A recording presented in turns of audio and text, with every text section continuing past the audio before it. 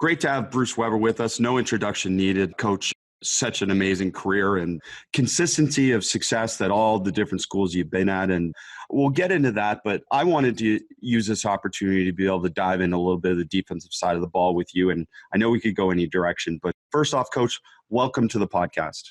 Thank you, Chris. It's good to be on with you. That's great. And Coach, Kansas State, just so much consistency in terms of when I turn on your team, I know what I'm going to get. Is that philosophical on your part that that's something over the years, or is it something specific to this team and this group that you've had over the years? What is it about Kansas State basketball that defines you guys? Well, I think, we talk about a culture of effort.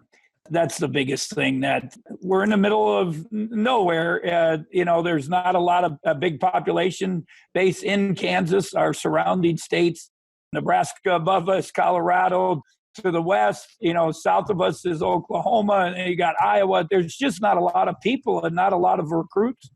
And you got to kind of find kids from all over the place and get them, one, to be happy to be at Kansas State. I think that's a big thing, to be proud of being a Kansas State Wildcat and appreciate the opportunity. I think the next thing is just buy into the system and develop. We take, Barry Brown was one of the better guards, not only in the Big 12, but in the country. And he was, I think, his last in the locker room after we lost in the NCAA tournament. Barry goes, he just, was crying and thanking the coaches. And he said, Coach, I was a 300 rated player in the country. I was a 3-star, maybe a 2-star.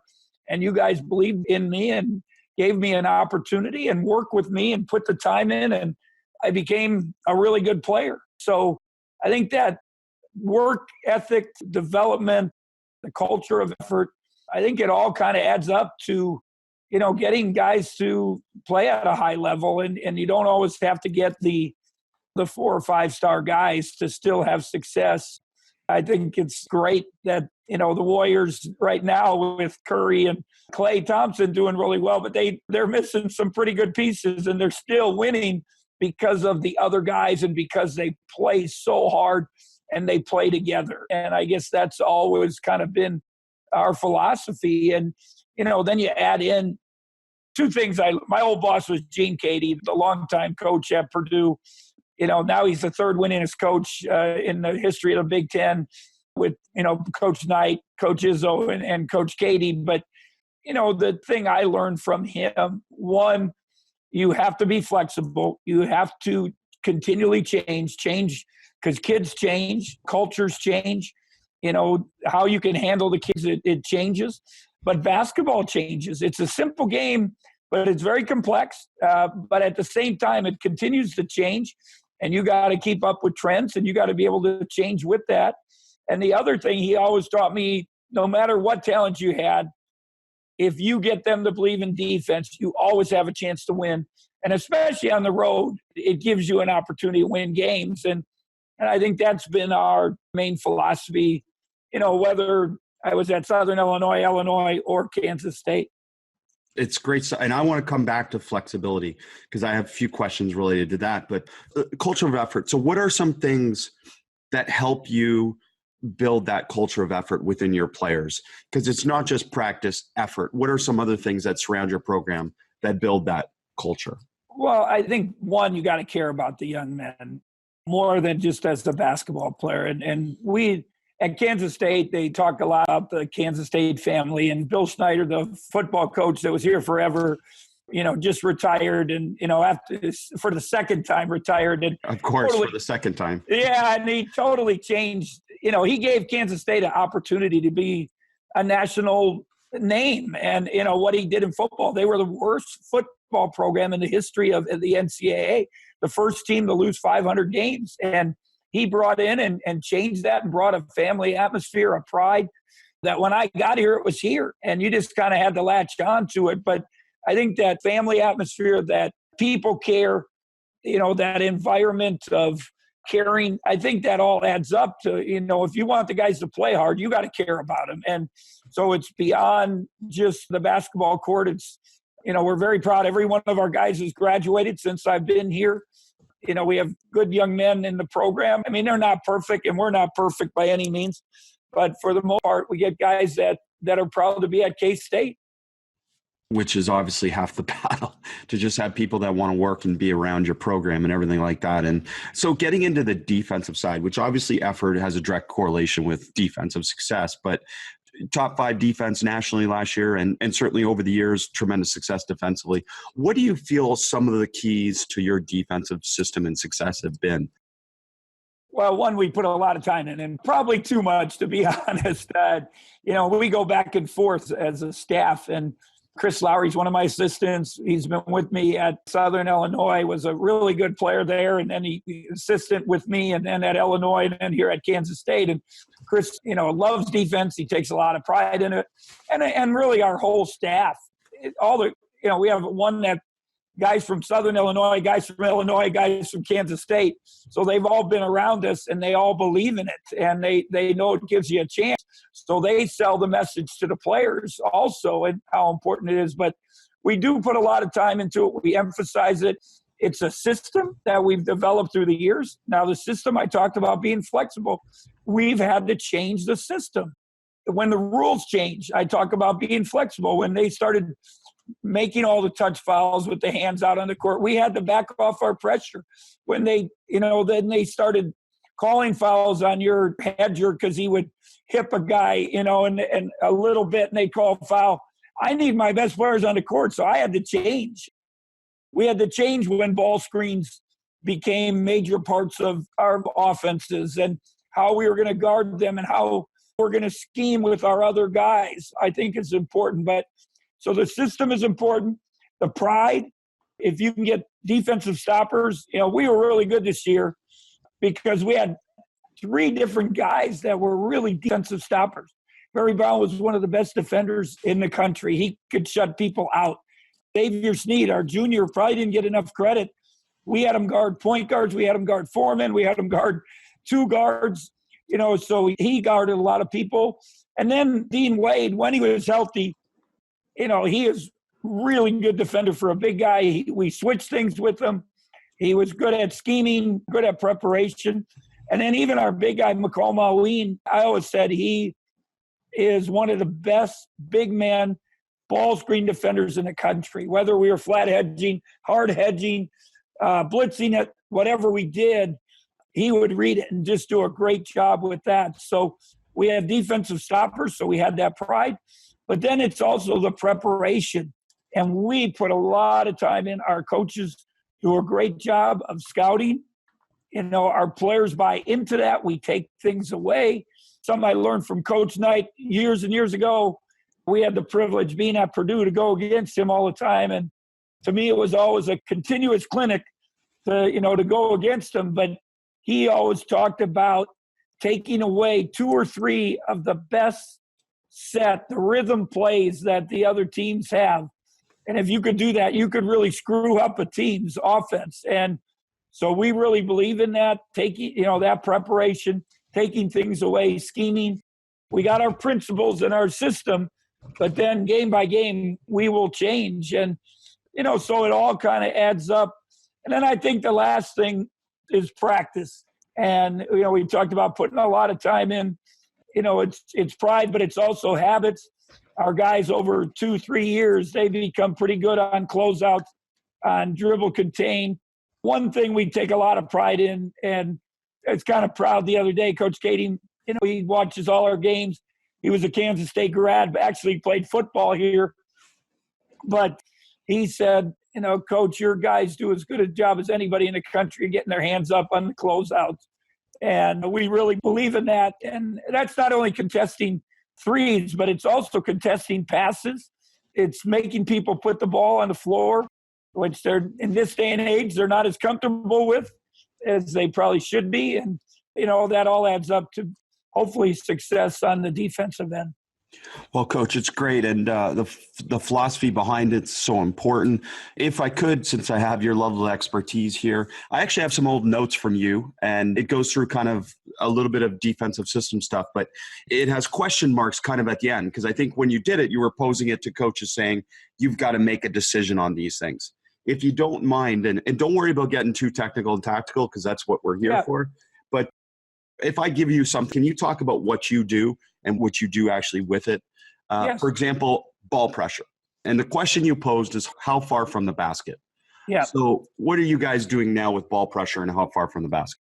When we were at Purdue years ago, we had to figure out, we were playing Michigan State, and we had to figure out how to stop their fast break. And, Tom Izzo did as good a job as anybody. We called it jailbreak, because when you watch that ball go through the net or they get a rebound, and you still see Draymond Green running the court. You saw it last night in the game. He got that layup, but they get out on that break. And one of our coaches kind of coined it jailbreak, that they broke out of jail and somebody's chasing them. They want to get away, and that's how fast they run down the court. So when we faced them years ago, we had to figure out a way to stop it. And I kind of used the hockey phrases and words, how they check people and they jam people. And so we started doing a jam or bumper. We started getting up on the inbounder. Years ago, Brian Cardinal, Brad Miller were really good at ball go through the hoop. They were getting that outlet. We would keep a guy up on that ball and make it hard. And then we would always come, because they ran a numbered break where the point guard was getting the ball.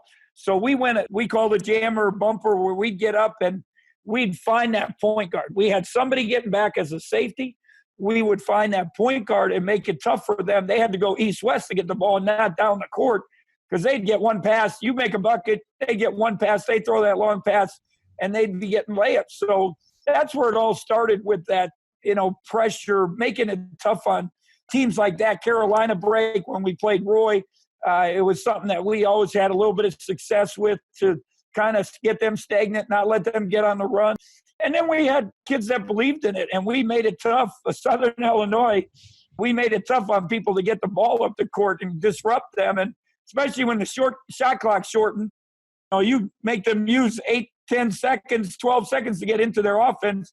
You don't have to guard as much. But it takes a lot of effort. And then I mentioned before, when the rules changed and they started calling the hand checks out on the court, we had to change. So we backed up. And, the key, and you said I asked questions. To me, the key is, how spread do you want your defense? And, I think the one thing we've done over the years is we've tried to keep a body on a body. And that doesn't put us in as many scrambles. And it also helps us with our blockout. And so we'll pick up and we'll make it, a little bit over half court. For most people now, they all run the pack line defense, Coach Bennett stuff. Not just Tony, it's his dad, really, Dick Bennett, who got that all started years ago. And, the NBA really runs pack line principles. So, but we'll extend a little more and make it a little tougher, a little more uncomfortable, make that first pass a little further out, maybe that first ball screen not right in the spot they want it, and just to disrupt a little bit and keep them out of rhythm.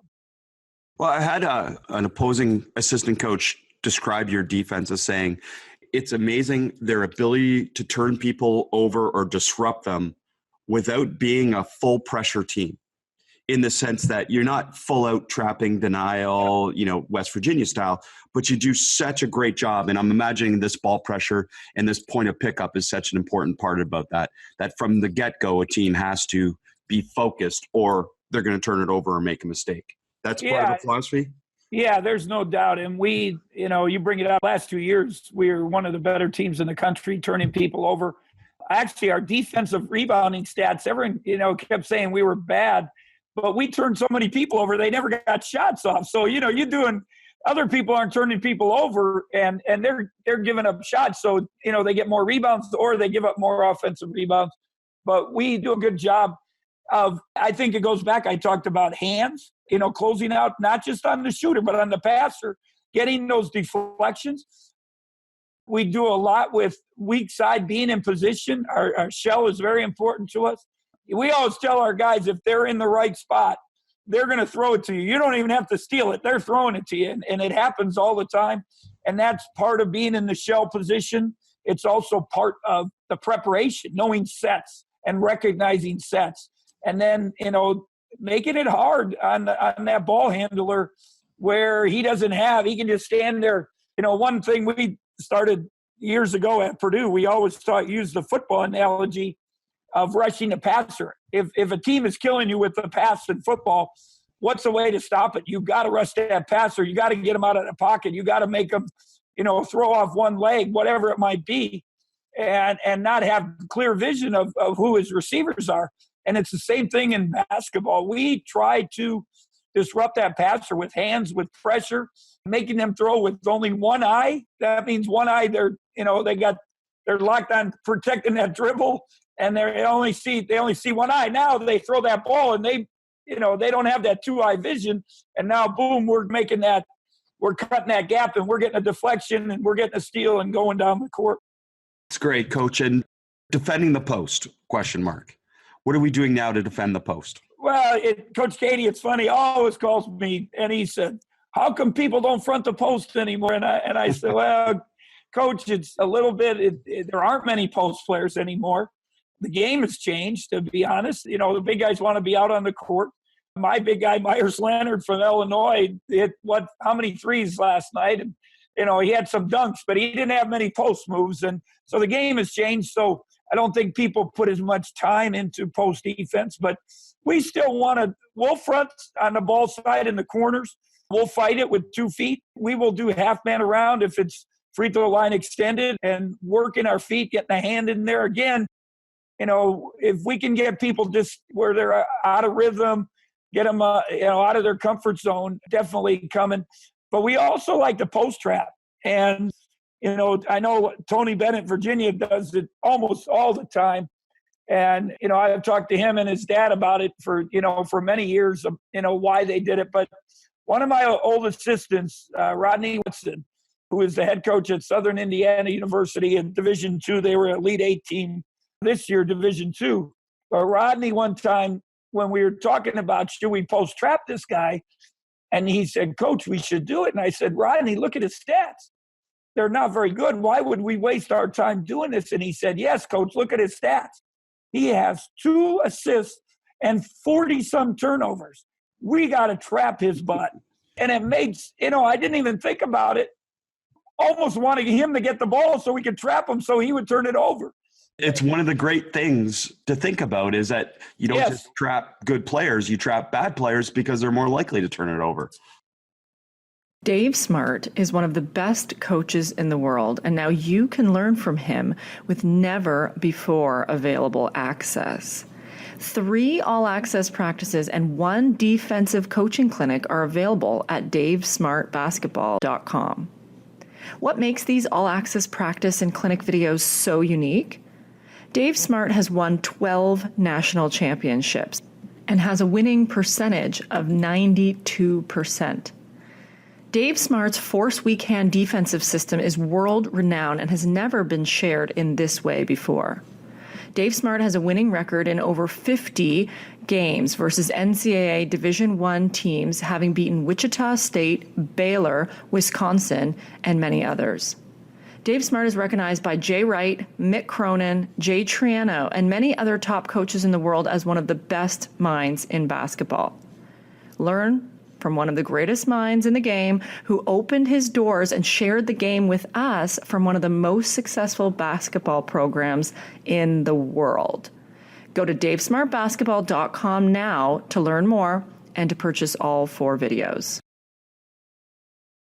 Yes, there's no doubt. And you look at a lot of big guy stats that assist. 1, they don't get the ball much, so they're going to force things. 2, if they get pressure, they're not used to it. Especially that double team. Even our big guys hate it. I know Makoma, our big man, it's been a pretty good player. But he just does not like it. He balls up and he gets caught on the baseline, and then all of a sudden you're turning it over. So it's another way of, you say we not all out trap, but we do trap there, and we do it so we can try to get some steals. Coach, does that same philosophy apply a little bit to ball screen coverage too, in terms of trapping certain players, or what are some of the things you're doing with ball screens nowadays? If you go back when we were at Southern Illinois, we started a little bit. We started blitzing. Ball screens just started becoming part of college basketball. And, guys didn't have complicated schemes. They were just ball screening, trying to pick and pop or, get a replace man and send it. So and they did a lot of it on the side. So we were trapping. And then if you look at my Illinois teams in 03, 04, 04, 05, we trapped almost every ball screen. We had, and it started, we were actually kind of similar thing. We're playing UIC and University of Illinois, Chicago, and they had a little guard that was really good. And one of the coaches said, we need to get the ball out of his hands. And we were playing small ball before people played small ball. We had James Augustine was a 4-man playing 5. Roger Powell was a 3-man playing 4. So we were very mobile. We had 3 guards, and Darren Williams, D. Brown, and Luther Head were very, very good and active. And so we're playing that team, and we started trapping him. And not only did it, we keep the ball out of his hands, but we started getting steals. And we were like, man, this is pretty good. And so it became our thing. Obviously, people adjust. Tom Izzo's group was the first one to adjust. They started setting ball screens in the middle. They started like last night, if you watch the NBA team, when they were blitzing the Trailblazers, finally the Trailblazers started getting somebody at that free throw line. Now you end up with 3-on-2 breaks.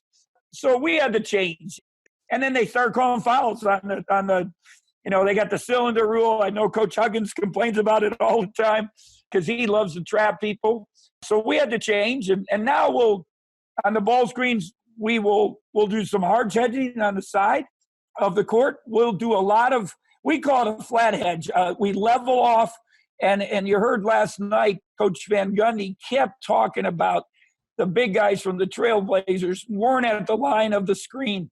And Curry would pop up and shoot that 3 without a contest.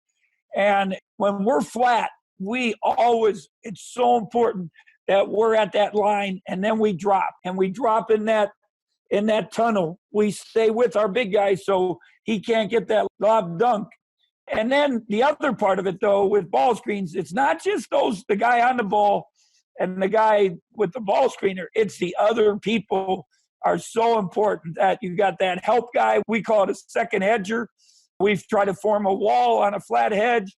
And then we got a stunt guy from the corner who's helping out on that quick pass, that quick reversal, stunting and getting back. And then really loading up on ball screens if we can, anytime, especially on side ball screens where, we can, you talk about getting steals, and, we feel if we load up and got active hands and we're in the right spots, we can cause some problems and get some steals out of it. Yeah, it's great stuff. It just shows you even in that brief part, the complexity of all the different things you have to think about in defending ball screen and everything that way. So are you finding teams are playing faster, slower, or is it just depending on the opponent? And I asked that in relation to transition defense. What's changed in transition defense? Obviously used to be low down the tunnel. Are you finding in the more modern game that you have to spread out a little bit more in transition, or is it the same principles that you would have shared a few years ago? Yeah, I think, and again, when I talk to groups and do clinics, I always say these are questions you have to have. You've got to look at. There's teams, Texas Tech was one team, they had 3 safeties. They had 3 guys back, and sometimes 4. They just said, heck with it. Their big guy went for offensive rebounds. Everyone else getting back. They're limiting your easy baskets. And one of the things, I think is so important, guys, that the art of being a safety is so, so important. And Darren Williams was a really, really good player. And I had, you have privilege to, coach some of those guys that are Olympians, NBA All-Stars. But one of the best things Darren Williams did, he was always a safety. And I could depend on him that when that shot got up, even if he was in the opposite corner, he was getting back and he was making sure we were protecting that hoop. So, we always talk about one safety, getting back, protecting against layups. I know now, I thought it was ironic the other night, Coach Charles Barkley got on after one of the games and said, I have something to tell the NBA. And I think he was trying to tell the Portland Trailblazers. He said, but 2s and layups are actually okay. It's part of basketball. We don't all have to shoot 3s. And I thought it was kind of humorous. But when you talk about modern basketball, spotting up from 3, you got to cover that. We talk a lot about safety. First, we talk about stopping the basketball, making it go east to west. We talk that that jammer bump thing that we talked about earlier. Yep. With the pressure. And then we talk about sprinters. And then one of the most important things is we talk about talk. We have to be the best talking team on the court. If we talk, it doesn't, in transition D, you do not have a man. You have whoever is open. You got somebody guarding that bucket and stopping that big guy down the court. You got somebody stopping the ball, but the other three guys, they got to talk and they got to pick up people. And when I give clinics, I say one of the most important things early in the season that you need to emphasize is transition defense from the get-go. Because if early in the season, teams aren't very good offensively, you're going to get your rhythm, figuring out what you do. But teams that get layups can win games. So if you can stop layups and get layups, I think it's so important, especially early in the season. You don't get as many layups late in the year. You even see it in the NBA playoffs. You just don't get those layups. You had a few last night on transition in the Trailblazer Warrior game, off of deflections or steals or bad shots. You might get a layup here and there. But, transition defense is, those. So we got the safety, we got the ball, the jammer, the bumper, and then we got the sprinters who are trying to get to those shooters and contesting shots. And the other thing is the quick drag screen out of transition. That's where we really talk about forming a wall. And you see it a lot, when they analyze defense in the NBA games, they show you that wall in transition, especially when you're trying to guard Giannis from the Bucks or, certain guys that can really get to the paint and cause trouble. Draymond Green, when your four-man gets the rebound and pushes it, it really makes it hard. You better be able to form a wall and stop that ball. Coach, it's great stuff, and maybe just you triggered something there, and your league is so unique as well, as are most leagues, teams that play differently. So when you plan certain things philosophically, preparing for a season, are you planning a little bit in mind with the best teams in your league you've got to compete against? Yeah, does that influence some of the things that you do? There's no doubt. And this is something again, going back to Coach Katie and all my years, we planned our defensive system to beat the best team in the Big Ten. And who was that when we got into the league in the, early 80s, into the late 80s, early 90s? It was Indiana. It was Coach Knight. It was his motion. So our whole defensive system, we couldn't let the ball sit in the middle and let that passer have open looks with no weak side help. We had to get the ball out of the middle of the court. We had to get it on our side. We had to put pressure. We had to chase on cutters and stay on their tails, because if you fought over the top of Steve Alford, he was doing a flare screen, popping back. They'd wall you in on a flare screen, and he was shooting horse shots. And so, you have to – we always talked about our system. We are preparing to beat the best teams in the league, not the average team or the bottom teams. We got to prepare to beat the best teams. And that's the case even to this day. So whether it's Kansas's fast break or dribble drive, each team has the better offensive teams. Iowa State with their space and, with Fred Hoiberg and now Steve Prohm, they really space you and shoot that three ball, make it tough on you right out of transition and into their sets. So you got to be prepared to beat the best. And speaking to that, then, some unique teams, like obviously Baylor's 2-3 zone, West Virginia, they're completely different style in terms of their full court pressure. And how much does it change within a week of practice when you have to get ready for certain teams like that in terms of your preparation? And certainly we've talked about defense, but you can talk about any side of the ball. Is it like a completely different thing, or is it treated as the same old in terms of your week and routine? I think that's why we've had some success, that it is not the same old. You have to change. You have to, I talked about the word flexibility, and that's within your season, from one season to the next, because you have different talent, you have different strengths and weaknesses, but it's also within games, who you're playing. And then it's within the game. One of the big things I talk a lot about is do not go to war with one bullet. If you're going to guard a ball screen a certain way, and if that's all you practice and you get in the game and they're cooking you, are you going to change? Are you going to do something different? And you got to have a second bullet in that gun, maybe a third bullet. And, to me, that's the best coaches that are able to change. And it takes a veteran team that can do that on the run. It's hard to do that when you have young guys. So it makes a difference. And that's why who was in the Final Four this year? the experienced teams. Who's in the, I have the Warriors won and the Spurs and, they're experienced teams and they understand it. The guys, their preparation is so important. So it is different every game. You have to prepare. But I think it all starts, and I talk about this all the time with clinics. It starts with the foundation you build from September through November. That foundation is the same stuff you got to rely on when you get to late February into March into April. And if that foundation is good, you build a house and you don't have a good foundation, that thing starts cracking. Now you have problems. And you got water damage, you got, whatever it might be, shifting of the house. It's the same thing with your foundation that you start with early, has to be rock solid. And you got to cover all those areas. You got to go against press. You got to go against zone.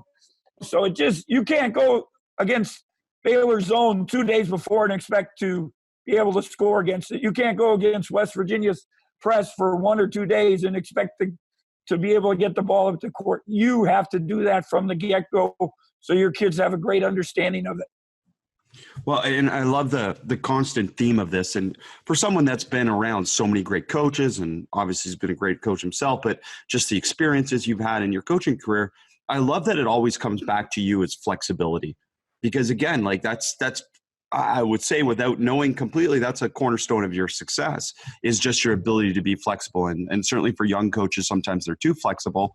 But as you said, it all comes back to foundation and those things that you believe in and everything with that. So, Coach, what is something that relative, maybe it's practice, relative to the game or whatever, what's something for you that has changed significantly over the last 10 years when it comes to coaching then? Well, I don't think there's any doubt practice. And, I still, I talked about it at the clinic. I did a Nike clinic this past weekend. And, I always think of Iverson talking about practice and with Coach Brown and practice, practice isn't important and all that stuff, but practice is important. The problem is we have them longer now. We actually, our guys will come back June 10th and we'll start workouts and now we have more hours with them. And then that goes through the fall into the season. So when years ago, it was October 15th or November 1st or whatever it was, and you couldn't do much with them. So your practices were much longer. We've really had to shorten them. Change. I talked about change and flexibility. Coach Katie, we used to go 3 hours at the beginning. You should hear Matt Painter, the Purdue coach, talk about when he played. And, we had, you didn't have to give days off then. And, you did it by common sense, but there's no doubt we'd learned. And I give Coach Katie credit that, he went and talked to Coach K or other coaches and say, how do you have your guys fresh at the end of the year? And you had to cut back time and you got to be more efficient. I don't think kids can go as long now. I think, you have to, so if I go early in the year, 2 hours, 15, 2:20, years ago, I was going 3 hours, 3:15, and you can't do that anymore. And by we get to January, late January, early February, we're an hour, 15, hour 20. More shooting, obviously, resting the guys. So that's definitely changed our philosophy through the time of practice. But part of that, I've also learned to be more efficient. We have better facilities. We have more baskets. Our basketball facility here at Kansas State is state-of-the-art. We have 6 goals in our gym, 6 in the women's side. A lot of times we have both gyms to ourselves, so we have 12 baskets. So I can say shoot 25 free throws. It's done in 4 or 5 minutes. Years ago at Mackey Arena, if every guy had to shoot 25 free throws at Purdue, we only had 2 baskets. It took forever. So things have changed in time. We've had to adjust, but we've also had to be efficient. And then part of practice too, this new generation, the millennials, whatever you want to call them, they want excitement. They want to be kept entertained. And I try to change every day. We do the same 3-on-2, 2-on-1 drill. I have 5 or 6 different ways of doing it because I don't want them to get stagnant. I want them, we're doing the same drill, but I do it out of a different alignment. I do different things, rush drills, transition D drills. I have probably 5, 6, 7 of those that we kind of change every day. We're getting the same concepts, but I'm keeping them excited and keeping them on guard and making them think. I think one part of basketball is you got to make kids think. And if you make them think, they're going to learn the game. And that the things I take a lot of pride in. I believe our guys learn the game. They learn how to play. Dee Brown, one of our great guards years ago, said, "Coach, you made me a basketball junkie."